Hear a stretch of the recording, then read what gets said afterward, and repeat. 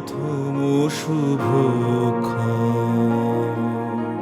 তোমারও প্রকাশ হোক, কুহেলিকা করি উদ্ঘাটন সূর্যের মতন।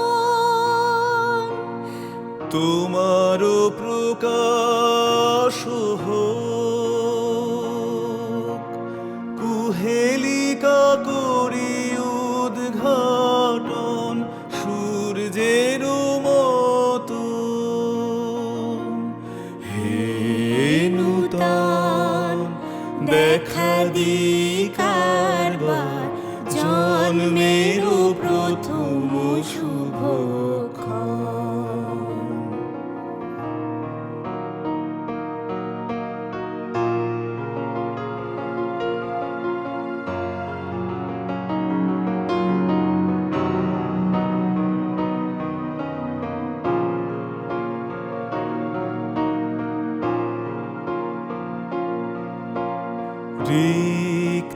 রিক্ততার বক্ষ ভেদি আপনারে করো উন্মোচন।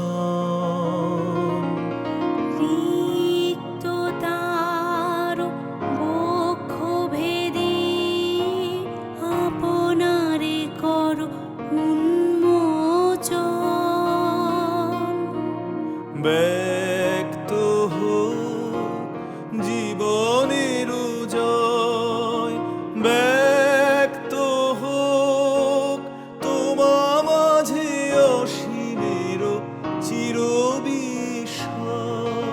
ব্যক্ত হোক জীবনের জয়, ব্যক্ত হোক তোমা মাঝে অসীমের চিরবিস্ময়। উদয় দিগন্তে শঙ্খ বাজে, মোর চিত্ত মাঝে। উদয় দিগন্তে শঙ্খ বাজে, মোর চিত্ত মাঝে। চিরনূতনের দিল ডাক, 25শে বৈশাখ। হে নূতন, হে নূতন দেখা দিকারবার, জন্মের প্রথম শুভক্ষণ।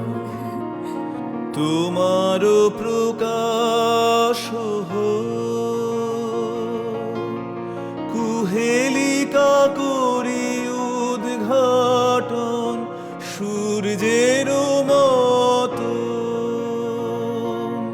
তোমারও প্রকাশ হোক, কুহেলিকা করি উদ্ঘাটন সূর্যের মতন।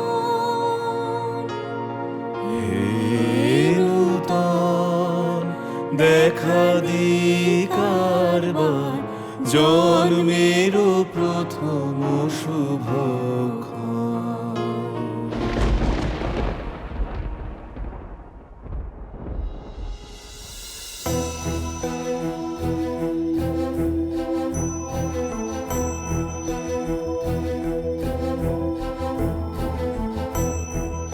অমলুজা, তুমি কাঁদছো কেন?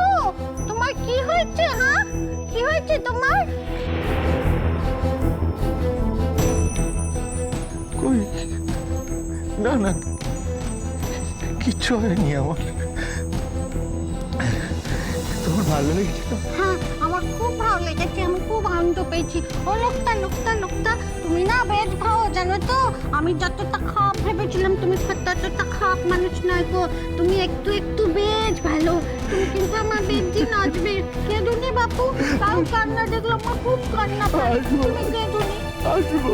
আয় আয় আয় আয় আয়, না না না।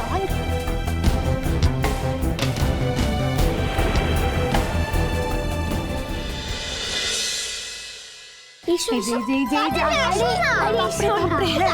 কি হয়েছে? ব্যাপারটা কি তোমাদের? হ্যাঁ, আমার বিরক্ত করছো নাকি? সমস্যাটা কি? মাম্মা তো আমাদেরকে সাজিয়ে দেবে। তুমি বলছিলে না আমাদেরকে বেড়াতে নিয়ে যাবে। এখন যদি মাম্মা না সাজিয়ে দেয় তাহলে কে দেবে? তাই তা এতদিন তোমাদের কে সাজিয়ে দিত? তুমি আমাদের শুধু শুধু বকছোই বা কেন? বলছি তো মাম্মা আমাদের সাজিয়ে দেবে, আর মাম্মা আমাদের যাবেও। বেশ, হ্যাঁ, তো সমস্যা মিটেই গেল। তাহলে ওনার সঙ্গে যাও, আমি আর যাবো না। বলছিলাম আপনি বোধহয় খামোখাই রাগ করছেন। ওরা বায়না করছে বলেই তো আর আমি ওদের সঙ্গে যাব না বেড়াতে। আমাকে অতটা লোভী মানুষ ভাববেন না আপনি। না না, এখানে লোভের প্রশ্ন উঠছে না। আমি আপনাকে লোভী ভাববো কেন? লোভ তো ওরা করছে। আপনাকে দেখে যত সম্ভব অন্যায় আবদার যা আছে সব করছে। সমস্যাটা হচ্ছে তাতে আমি কিন্তু খুব একটা বিরক্তি হচ্ছি না। আপনি আপনার বিরক্তিটা অনেক বেশিবার প্রকাশ করে ফেলছেন। কি করবো বলুন? আমার বাচ্চারা যদি ভুল করে, যদি তার জন্য অন্য কেউ বিরক্ত হয় বা বদল হয়, সেক্ষেত্রে বাবা হিসেবে আমার তো কর্তব্য ওদেরকে ভুলটা শুধরিয়ে দেওয়া। হ্যাঁ, তা হয়তো ঠিক। আপনি বুঝেছেন, আপনি আপনার মতো করে বুঝেছেন। আপনার বোঝার দায় তো আর আমার নয়। তবে এটুকু বলতে পারি, ওরা যদি আমাকে বিরক্ত না করে তাহলে কিন্তু আমার খারাপ লাগবে, খুব খারাপ লাগবে। এনিওয়ে, আসছি। তুমি আসছো মানে? আমাদেরকে সাজিয়ে দেবে কে? আমি দেবো। তুমি? হ্যাঁ। তুমি কিচ্ছু পারবে না। তুমি পারবে? পারবে তুমি মাম্মার মতো চুল বাঁধতে? ঠুমরি, তোমার কতজন বারণ করেছি না ওনাকে মামা ডাকবে না, আন্টি ডাকবে? কখনো না। আমি মাম্মা বলেই ডাকবো। তাতে তোমার কি? ঠুমরি, আমি কিন্তু বলেছি তোমাকে।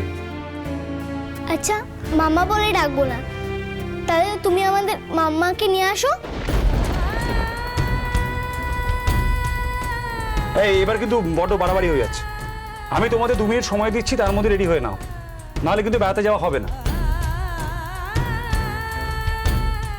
আর মানে দেখুন, আপনি আর দাঁড়িয়ে থাকবেন না, আপনি যান। মানে ওদের গরজেই ওরা রেডি হয়ে নেবে, আপনি টেনশন করবেন না, চিন্তা করবেন না। Sorry, extremely sorry.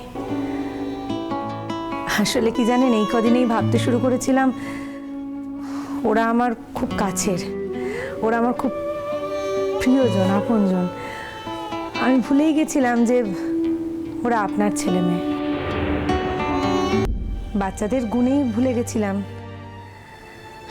তবে এখন বুঝতে পারছি আমার এই ভাবাটা অন্যায় হয়েছে। আমি ভাবলেই যে হবে এমনটা তো কোনো মানে নেই, এমন কোনো কথাও নেই।